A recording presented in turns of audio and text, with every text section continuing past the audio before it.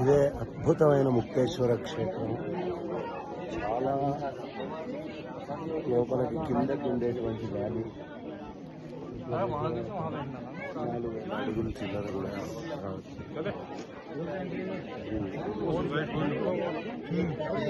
మన నైనిటాల్కి 35 కిలోమీటర్లు.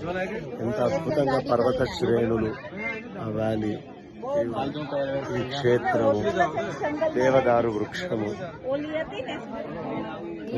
దేవదారు వృక్షం అంటారు. మనం దేవదారు సమర్పయాలు అంటూ ఉంటాం, కానీ దేవదారు మనకు దొరకదు. ఈ దేవదారు ఈ ప్రాంతంలో దొరుకుతుంది. అది ఈ యొక్క ప్రత్యేకత. మగో రమేష్ గుప్తా గారు కూడా వచ్చారు.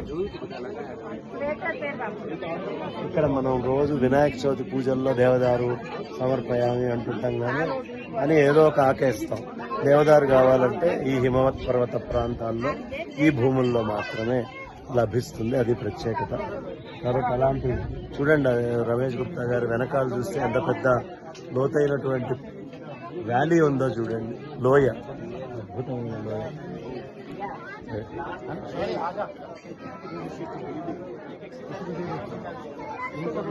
ఇదో శౌర్యం కూడా వచ్చాడు, మా